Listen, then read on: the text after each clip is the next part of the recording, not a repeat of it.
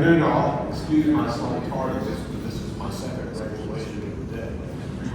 I've just come from main campus, participating in that great event.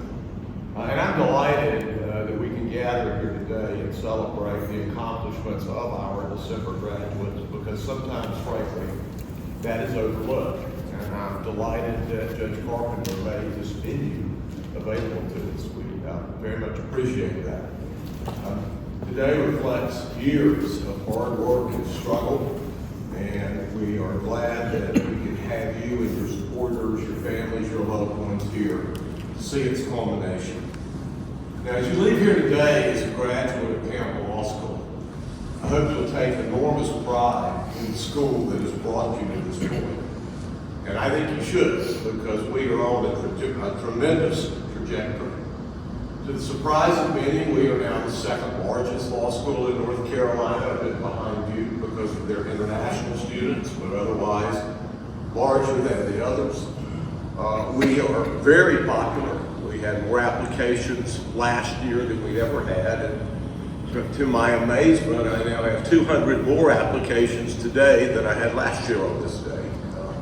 I've already admitted 185 students for our next class. The rate we're going, I don't know quite where we're going to put them all. I think in part that is due to the fact that we posted a 95% pass rate on the bar exam last summer, and there are two things about that rate that are really important. First is that we sent 178 Campbell takers into that bar exam, and the school next closest to us sent 62 fewer at North Carolina Central of 114. So if you want to see some evidence that we really are becoming the dominant law school in this state, you need to look no further. And you can also walk down the hall at the law school and see our judges at Campbell Law, dozens and dozens and dozens of our graduates who decide cases across this state and nation. And in this court, Judge Carpenter and 6 of his colleagues, 7 of the 15 judges are Campbell Law graduates who grace this court. We continue to have one of the most successful competitive advocacy programs in the country, always ranked in the top 10. And our 7 clinics are performing spectacularly. And in these hard times with the cutbacks in services offered by legal aid, our clinics are in fact the only solution for so many of our less fortunate citizens who need legal help in this community. We're expanding our international reach. Stay tuned for more about that. So it's a good time, in my view, to be a graduate of Campbell Law. And let me turn now to Judge Carpenter for our revocation.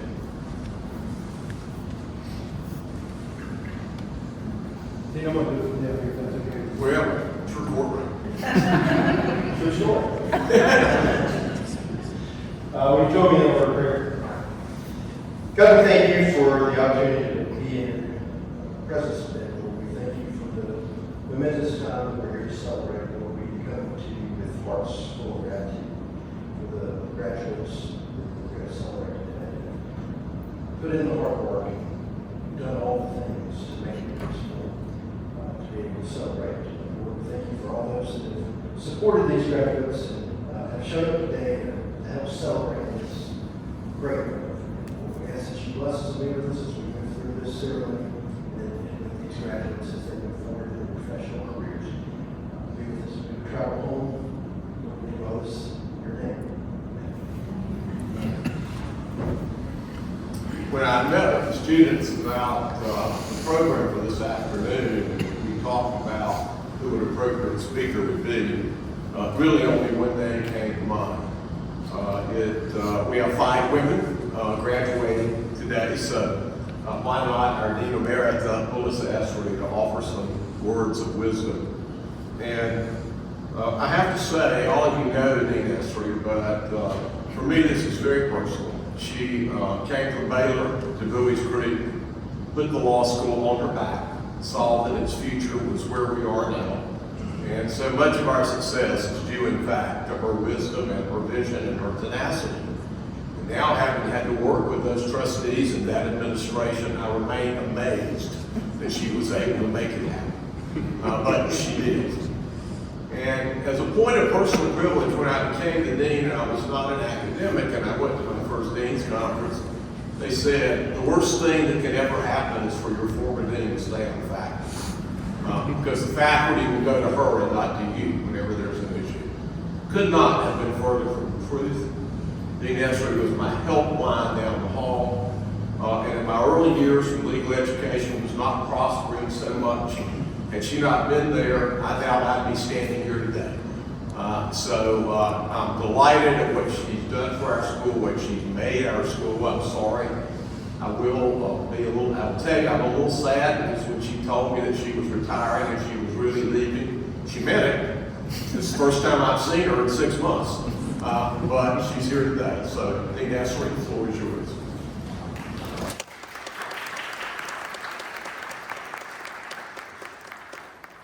What an honor to be here today. Good afternoon, everyone, and especially for distinguished graduates. You have reached an extraordinary milestone. Take a deep breath. Graduating from Campbell Law School is no small achievement. To reach this moment, it took grit, and y'all were there. I see you in the audience. Stamina, some heartaches along the way, but a heart for service. Congratulations. Today marks the end, as the dean said, of many, many years of hard work, many years of education. Some of you in this room remember when these young ladies were in preschool, kindergarten, middle school, high school, college, and then these last years of the coup de grace law school, Campbell Law School. But today not only marks the end of that era, but it marks the beginning of something profound. Your entry into the world as newly minted lawyers, advocates, and soon to be leaders. As I thought about what I wanted to share with you today, one image kept coming to mind, and I'll work with that of flight. Up until now, you have been grounded, not in a bad way, but it's been years of intense preparation, studying late into the night, writing memos, mini drafts, final exams, and you just got through a round of those, right? Outlining, memorizing, committing to heart, and being able to answer the call of the questions that your professors posed to you.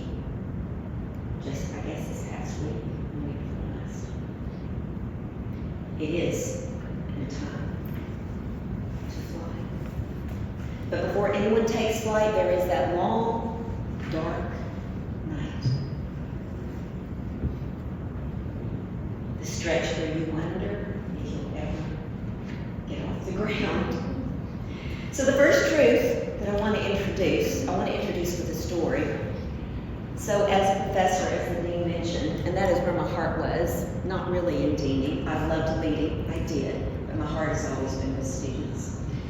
And as with this past semester's exams, many, many years preceded those where I met with students in my office, and you guys and those students were bleary-eyed, going off that grit, but mainly off of caffeine, not enough sleep. Is that right? But there was one student in particular in her 2L year who had committed to do too much. I personally think the second semester of the second year is the hardest in middle school. Maybe not for y'all, I'm seeing a couple of you are nodding. Where your classes are very difficult, one of them taught by our academic dean sitting over there. One of them taught Common Law 2 by Professor Greg Wallace. Hard classes, but also you can overcommit, and Kelsey had overcommitted. She was doing too much. And toward the end of the semester, she found her way into my office and she melted. She was not sure she could do it. And it wasn't just the exams. She was beginning to waver in her confidence in who she was and why she was there. And I gave a piece of advice that I hope you'll take to heart even as you prepare for the bar exam. Assuming some of you are going to take that. And that is this. I told her one simple truth.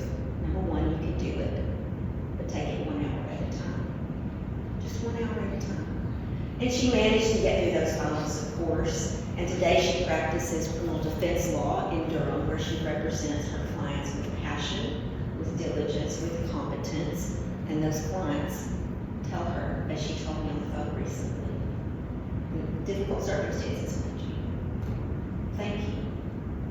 You're going to hear a lot of thank yous being professional careers. And those thank yous will hold help you sleep well at night. Job well done. All right, well, let's move on. I know that I probably stand between you and getting to walk across the stage and being hooded. Taking it one step at a time. But the second truth is that determination matters, and you are evidence, you are exhibit A, you are evidence that you have determination. Life and practice will challenge you in ways that you can't really imagine. Your clinics, you've been involved in clinics have introduced you to that, your internships have introduced you to that, but when it's real, when you are licensed, and it is you and the client, sometimes you will feel like you are not enough, but like Kelsey, you are enough. Remember that. And your determination, your grit will see you through, even when, as with some assignments you've already faced, there's not a case on point, but there has to be a case on point. Where is that case on point? And it's not there. You've exhausted it's not there. You can't believe it. So now, guess what? It's up to you to argue and persuade based on case precedent that is there. Sometimes you're going to feel like you're not enough. But let me tell you, with determination, you're going to conquer the next step, put in the bar exam 1 hour at a time, and you will get it done. And when you're uncertain, I might actually sound like a professor at this point. Return to your own values, the why you went to law school. I've read a lot of personal statements through the years that are a very important part of the law school application process. And I want you to remember yours today if you can. And here you are. You probably, when you wrote that, didn't appreciate all that it would take to sit in these chairs today. And your family can attest to the hard road that is behind you, that runway that got you ready for today. But that why, your values, to seek justice, to listen to your future clients, to help others. And remember, ladies, each of you has a unique voice. When I say unique, I mean in all of human history, there's no you. And your voice will matter. So the third truth is your voice matters. Let me tell another little story. A young lawyer went to argue a motion in front of a judge, maybe not as grand a courtroom as this one, but in front of a judge that she had awe for, respected, admired, but against opposing counsel that she was afraid of because he was known as a grizzled Rambo litigator who maybe didn't always uphold the ethics required of his profession. He sometimes didn't tell the truth.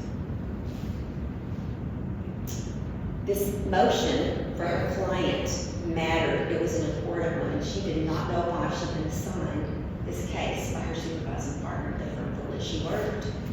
And she got up to argue the motion, and her hands trembled, and her voice wavered. Quivered too. Maybe it's not quavered, maybe it's a little. It trembled.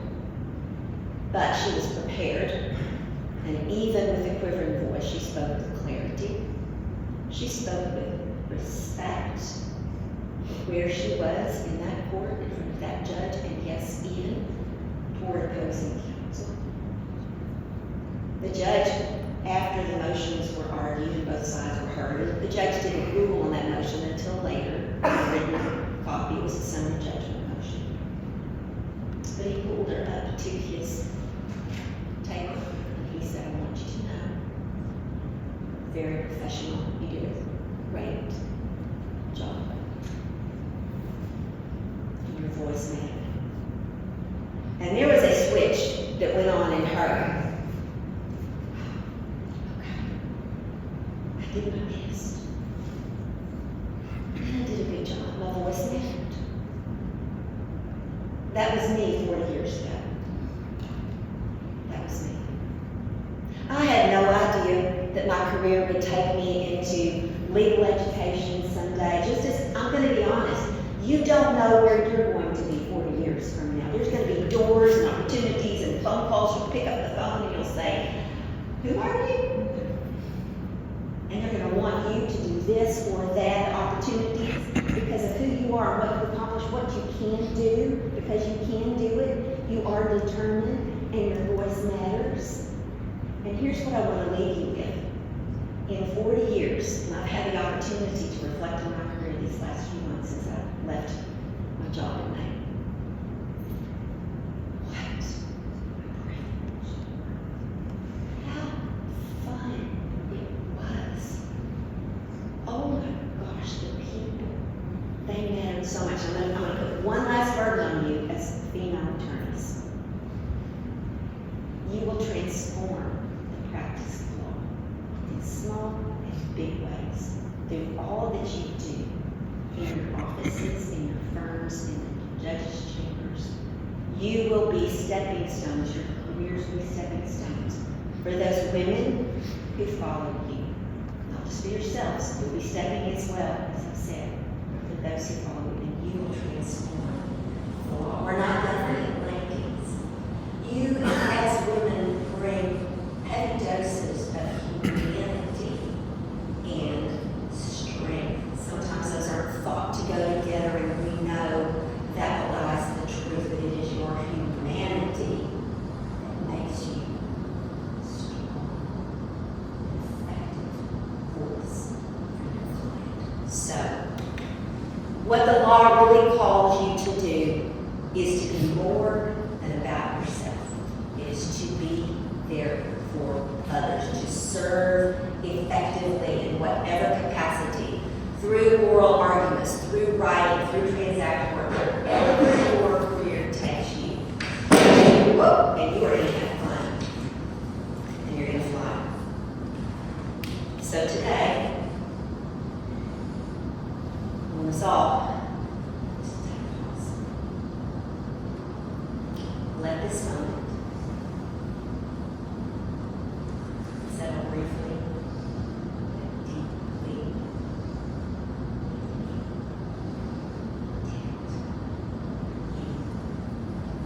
and I know you're going to be on your head as far as you but you gutted it out right away, briefly. Gutted it out right until today, ladies. Can we give them a round of applause?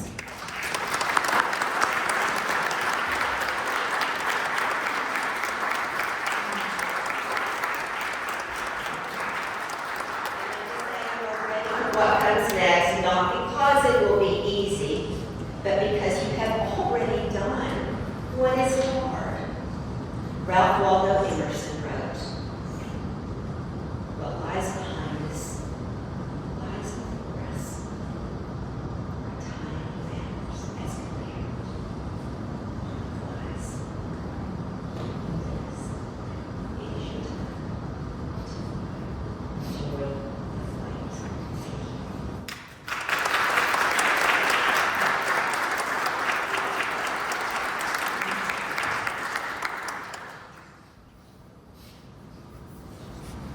Thank you for your usual charm and elegance, Lisa Essary. Now to the main event. The registrar has certified that the four of you have met all of the substantive requirements of our difficult curriculum. Your names were listed in the omnibus graduation program this morning, blessed by Dr. Downs. So as Dean, it is my great pleasure to announce that you are now graduates in good standing of Campbell Law School, with all the privileges, rights, and appurtenances thereto.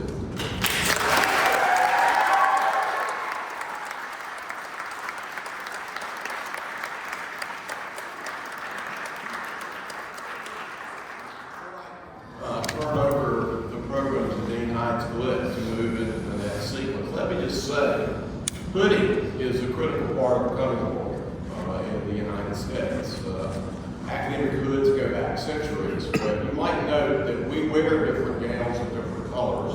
That represents the schools from which we graduated. But around our necks is the purple velvet. It's the purple velvet that marks you as a lawyer when you move into this profession. At every law school, 205 across the country. It's the purple velvet around your neck that says you're now in the tribe. Be nice, lady. Welcome.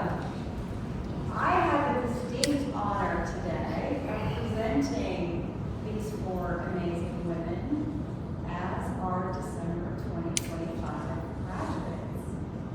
Each one of them will be joined by a mentor, distinguished person of their choosing who will participate in their ceremonial ceremony today. I invite each of you to stand, cheer, celebrate, share the joy of what will most assuredly become one of the milestones of their lives today. So without further ado, Abigail Grace O'Donnell Frisbee.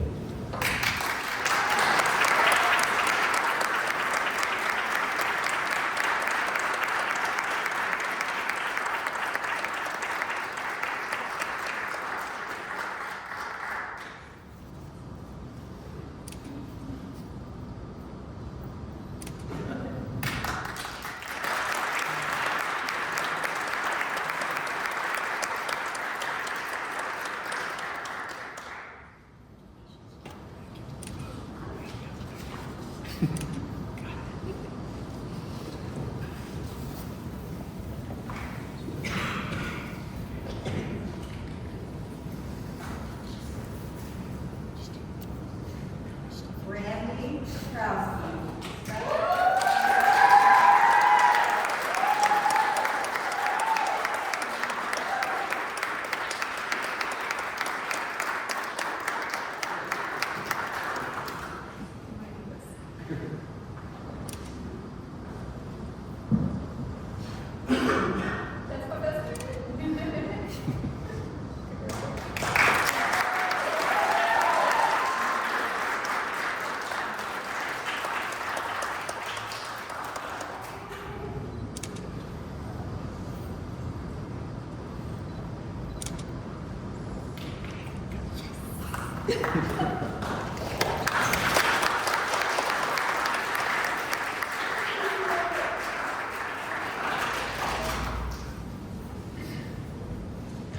Christina, McClure.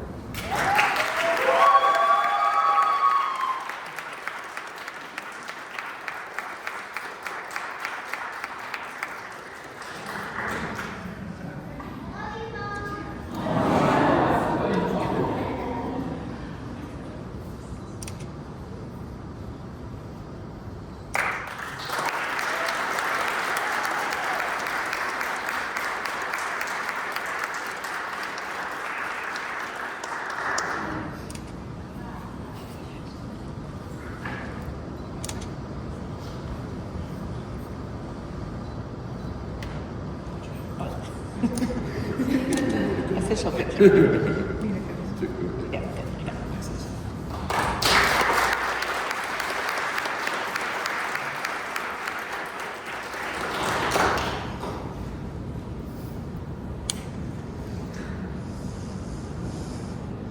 Betsy, McCorkle.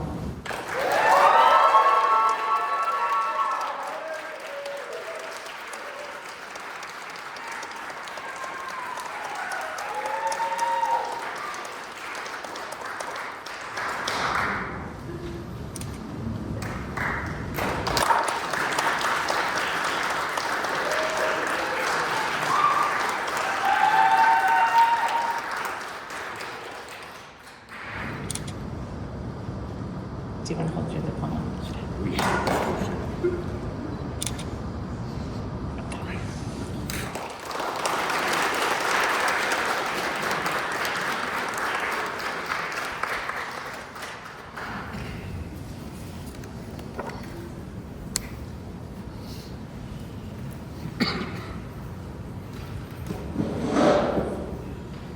Floor is yours. They're letting me speak to you all, so it's not my fault. Thank you all for being here today to celebrate a group of adults who thought this was a good idea. We voluntarily be cold called about 19th century railroad accidents. Our habits of saying, that's hearsay, or what would a reasonably prudent person do at completely unnecessary moments? Well, that's because of all of you. Thank you. Truly, thank you. I'm really just here to give a big thank you to everyone who supported us, and to start, that means our families. Thank you to all of our families. You're the reason we survived. You endured it with us. You endured our stress, our caffeine dependency, our ability to turn every conversation into a fact pattern. You listened to us talk about cases you didn't care about, in detail you didn't ask for. And to our spouses and our partners who are here, thank you for not running away. That brings me and my husband. I'm not sure about the rest of you, but my husband was thrilled I went to law school. For more than 3 glorious years, all of my arguments were directed at someone else. So families and friends, we want to say thank you, but honestly, you all have grounds to sue us for negligent infliction of emotional distress. You do. Let me know if you need a recommendation for a lawyer. I know you. And to our kids, if you're the kid of a law school parent, if your mom is in law school right now, you stand up.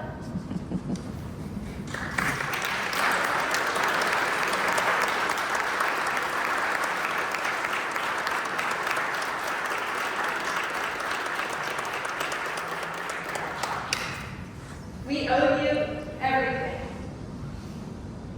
You were so patient with us. You were patient with us when books, laptops, and outlines took over the house. You were patient with us when we couldn't play with you because we studied. You said, "It's okay, Mom," when we missed your track meets, your basketball games, your soccer games, your school performances, and other events because we had class. You showed us grace beyond your years. And thank you. You guys deserve an honorary degree.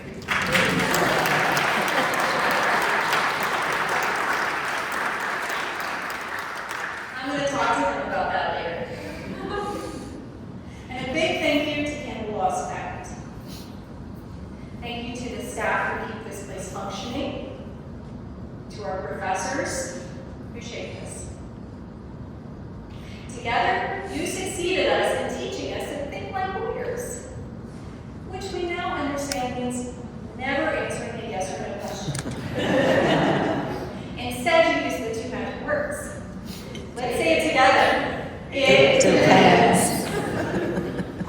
You pushed us, challenged us, occasionally terrified us, but you always believed that there was a stronger version of us on the other side of the struggle. We are sharper because of you. Slightly traumatized, but mostly sharper. You molded us into compassionate, competent advocates who are ready and able to take a stand for others. And you taught us that taking a stand for others requires preparation, diligence, and a good argument. You also taught us that a good, effective argument requires facts, not feelings. You didn't just make us lawyers. You made us impossible at parties. You did. It's bad. It's really bad. Speaking of parties, I need to acknowledge the funnest guy in this room, Dean Leonard. Dean Leonard, you embody Campbell's call to lead with purpose. You don't just say it, you live it. Especially when you created and championed the Flex program. It took someone with vision and purpose to design a program that allows parents, caregivers, and working adults a chance to chase their degree without abandoning the rest of their lives. Flex just didn't help us earn a degree. It let us show our kids in real time that my favorite saying is true, which is, you can do hard things. And sometimes doing hard things means chasing the things that scare you the most. For me, that meant signing up for a 1.5-year internship with an appellate judge. If Flex taught me that you can do hard things, well, Judge Carpenter taught me that you can do harder things, like rewrite the same paragraph 7 times. But seriously, Judge Carpenter, thank you. When I started law school, I was genuinely terrified of legal writing and Blue Book. I think the Blue Book was specifically designed to humble me. Crafting a legal analysis felt like learning a new language. And I felt like I wasn't enough. Working with you forced me to confront my fears head on. You and your team gave me the space to think, to rethink, to rewrite, to argue, and to grow. With confidence. You raised my expectations of myself, and you showed me what real professionalism looks like. Thank you for mentoring me and for shaping my confidence, my advocacy, and my future. And thank you for helping us plan this graduation at the North Carolina Court of Appeals. Really, how many law students get to say that they graduated at the North Carolina Court of Appeals? Just 4. That's the number. Talk about setting the bar high for the rest of the graduates. Friends, look at us. Take a minute, take a breath, and remember this. You earned it. I remember when I, along with a few others that I'm not going to name, when they started law school, we thought that the word tort was a fancy word for the name you deserve. And, sorry, we also had it in our case books, like we were being graded on color saturation. But today, we're almost certain about almost nothing. Especially not what the rule against perpetuity says. I think it involves ghosts. But we're a lot better at explaining why we're uncertain. And billing in 6-minute increments while we do it. We have been through something together that cannot be fully explained to outsiders. We survived cold calls that felt like near-death experiences. We survived hotlines that grew longer than the Constitution. We survived. But we also thrived.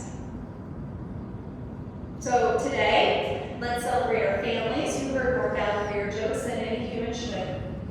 Let's celebrate our kids who showed patience beyond their years. Let's celebrate our Campbell faculty who demanded real reasoning from us every single day. Let's celebrate Leonard. Leonard and the Flex program opened up doors that we could actually walk through. Let's celebrate Judge Carpenter, who pushed me to rise to the level that this profession requires. We've been trained to explain, justify, and defend everything that we say. And after more than 3 years of learning how to support every argument, the most lawyerly thing that I can do right now is stop talking.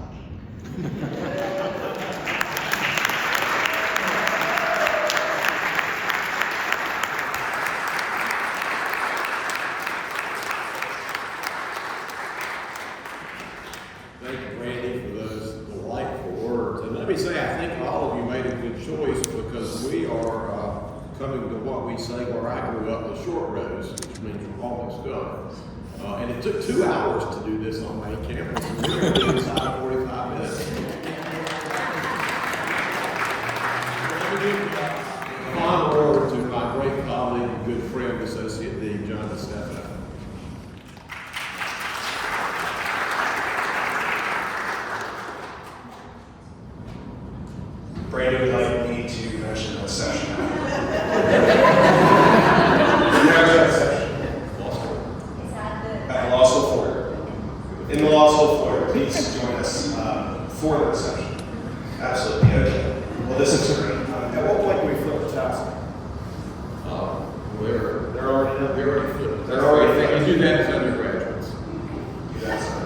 Let's bow our head for a blessing and reach out in your heart. Gracious God, thank you for the faithfulness and fortitude that has brought these individuals to this milestone. As these bright graduates step from the academy into the world as officers in your earthly courts, as counselors and advocates, we ask in faith for a special charge and blessing upon each of them. May their intellect serve justice, not selfish advantage. May their voices rise to defend what is good in this world and challenge those who work against that good.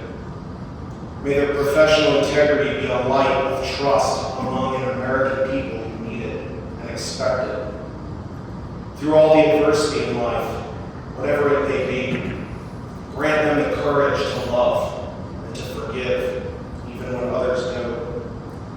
In all their endeavors, may they be guided by compassion and a commitment to serving others before themselves. May they always invite the fire of the Holy Spirit to burn brightly in their hearts and in their lives. And may each of these law school graduates go forth and shine light in dark places. So help them, God.